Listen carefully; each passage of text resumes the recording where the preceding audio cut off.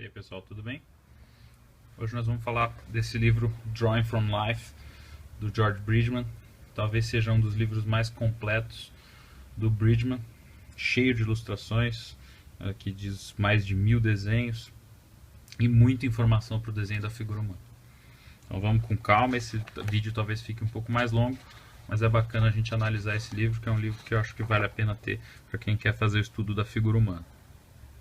A estrutura básica que ele usa é começando pelas proporções e medidas, e aí ele vai começar a falar um pouco da questão da tridimensionalidade da forma, e a tridimensionalidade, pensar em massas, né, que vão ter peso, então consequentemente vão ter um equilíbrio, vão ter um ritmo de leitura, um ritmo de movimento, vão ter incidência de luz e sombra. Então ele já começa falando bastante dessa pensamento estrutural por trás do desenho da figura humana, para depois ele entrar realmente nos pontos específicos. Então, vindo pelo desenho da cabeça, e aí todos os seus pontos específicos, como eu discuti no post do retrato, que provavelmente quando esse vídeo estiver no ar, ele já vai ter sido publicado, se não, ele vai ser publicado em breve. E aí depois eu linko aqui embaixo. O estudo do torso. Depois ele parte para o estudo da escápula e o braço. Aí vem para a mão, ele vem com o braço todo, vem para a mão, a pelvis, as pernas, o pé e depois um pouco de estudo de drapeado e como que os tecidos caem sobre a figura humana. Eu não vou me estender muito no assunto, vai ficar talvez longo porque tem muita, eu quero folhear com calma, mas eu acho que tem informações aqui para a gente estudar esse livro por meses. E não é a ideia neste momento. Mas ele começa primeiro estruturando o posicionamento. É engraçado que apesar dele ter uma visão bem tridimensional, a estrutura dele do desenho nesse primeiro momento ela é bem gráfica. E aí depois ele vai começando a posicionar e aí vai pensando em forma e colocar os volumes, etc. Mas ele no começo, na hora da composição, ele tem um pensamento bem gráfico, de posicionamento, de limites, etc. Ele começa com as proporções da figura, então relação de cabeças, aquela coisa que é bem difundida, né? Praticamente todos os livros dessa abordagem mais racional, mais tridimensional, ela fala dessa relação de cabeças. O Andrew Loomis fala muito disso no livro dele de Figure Drawing, e aqui não é diferente. Então, as medições, as massas que são móveis, as relações, então basicamente são 3 grandes massas no corpo, né? A cabeça, caixa torácica e a pelvis, e depois vão ter mais os 2 braços e as 2 pernas. Então ele fala dessa estrutura inicial, e aí ele começa qual que vai ser a relação entre essas estruturas para gerar o equilíbrio, gerar o movimento e gerar o ritmo de leitura, né? Então primeiro como é que elas se encaixam, né? Então encaixa entre todas essas peças, então você vê as ligações, como que elas se movimentam umas com as outras. Isso em vários exemplos da figura. E como elas se equilibram, né? Ele fala muito de equilíbrio dessas massas todas, que é um dos pontos mais importantes e mais negligenciados, talvez, na estrutura da figura humana. Muitas vezes a gente quer estudar anatomia, quer fazer um deltoide correto, as cabeças do deltoide, não sei o que e tal, e a gente não consegue equilibrar uma figura humana. Depois ele fica todo torto ou fica muito duro, né? O ritmo da figura, o ritmo de leitura, como é que funciona essa leitura. Isso aqui, você vê que essas curvas S, curva C, elas são bem depois difundidas e hoje em dia ensinadas no desenho de animação. Você vê caras como Glenville, Paul Kaunaz, o próprio Carlos Luz, e fala muito dessas referências que já vinham lá de trás do Bridgman, que já remetem lá atrás também a Michelangelo e etc. Esse pensamento mais tridimensional da forma, né? virar e torcer, né? Porque como a gente tem graus de liberdade entre essas três grandes massas, você vai ter essas torções que a gente vai ter que entender como é que isso funciona e como é que a gente pode equacionar. E aí vários exemplos, afinal são mais de 1000 desenhos. A iluminação da forma, uma vez que a gente tenha massa, tenha planos, a gente vai iluminar e ela vai ter diferentes reações com essas formas. Vários exemplos.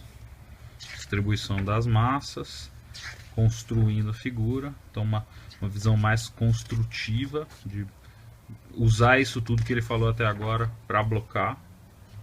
Aqui ele faz uma relação interessante da influência, né, da figura humana na arquitetura e essas formas simples, né? Então a gente vê que tem muito disso a toda a nossa volta, né? Só a nossa fonte base de inspiração e ao mesmo tempo é o que nos inspira também a continuar criando.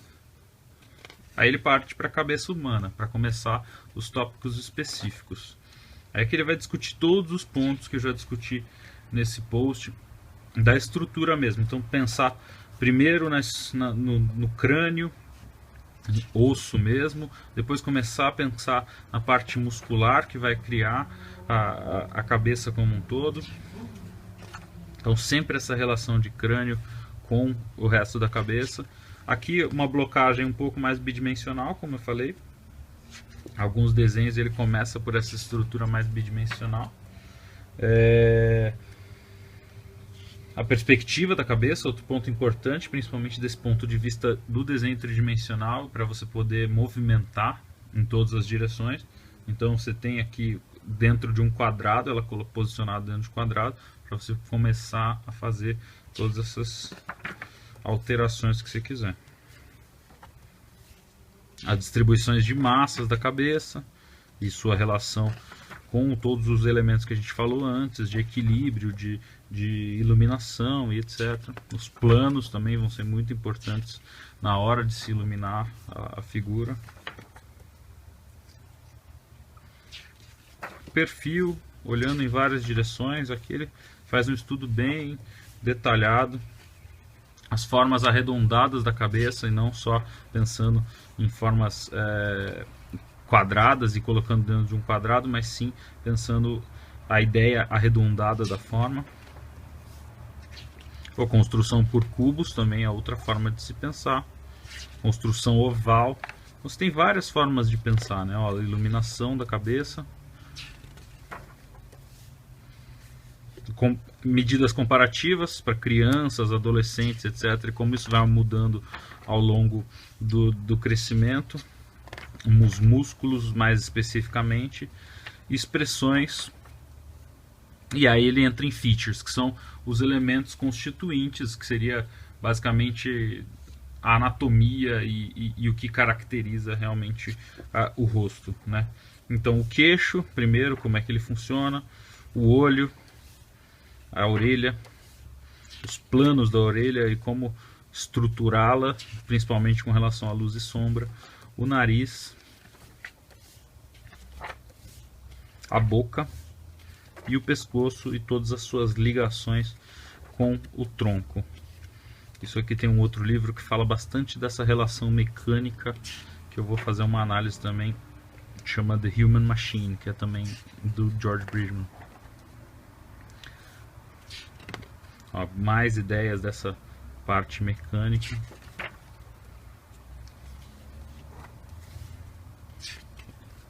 Os elementos anatômicos constituintes. E aí ele desce para o torso.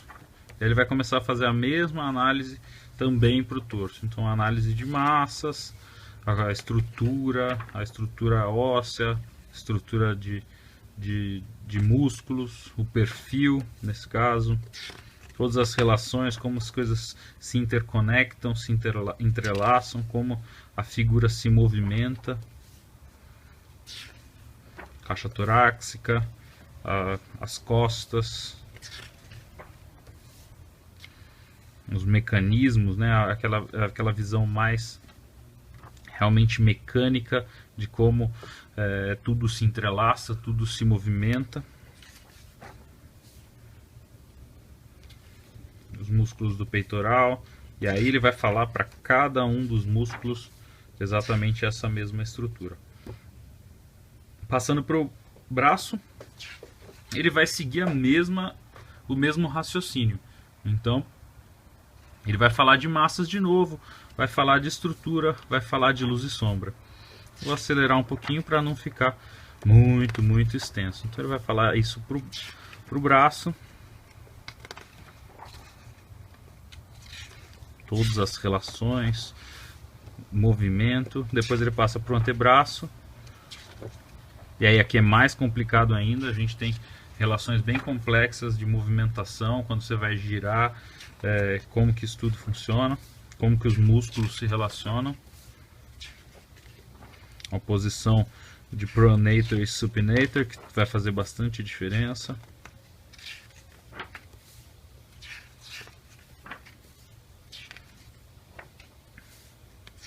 Até que ele chega na mão, e aí mais muitos elementos, principalmente de expressividade.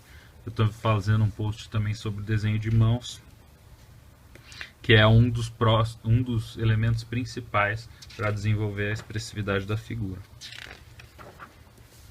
junto com o rosto e a cabeça. Então, as mecânicas de funcionamento, a anatomia da mão, os músculos da mão,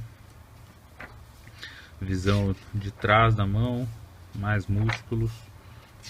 Você vê a complexidade com que ele estuda todas as partes do corpo e a relação delas com as outras partes também.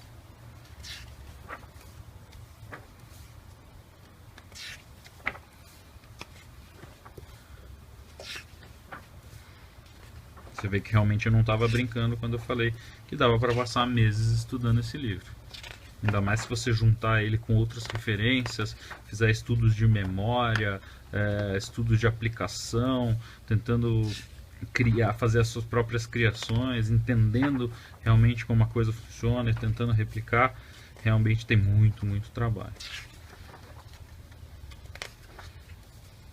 Tentem não simplesmente copiar a forma, e sim entender e replicar. A pelvis, mesma ideia. Então ele vai desde os ossos até movimento, como elas funcionam especificamente. Você vê que a sequência do livro ele falou mais do genérico, das massas e da forma grande. Aqui ele está descendo realmente no específico de funcionamento de cada coisa e elementos constituintes, né? A coxa, o joelho, o pé. Então toda a sua estrutura, todo o seu movimento. E aí ele chega no drapeado.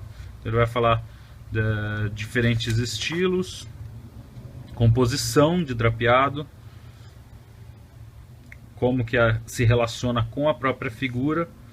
E aí formas de dobras, como as dobras funcionam, se é dobra zigue-zague, espiral. Você tem um número finito e razoavelmente pequenos de dobras possíveis. Dobras está difícil de sair hoje. Tipos de dobras, como que o tecido vai decair sobre diferentes estruturas. E ele fala e dá exemplos de todos esses tipos.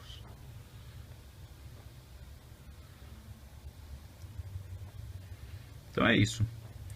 Depois só tem o glossário, o ritmo de leitura também por fim, o glossário e acabou. Espero que vocês tenham gostado e a gente se vê em outro livro. Abraço.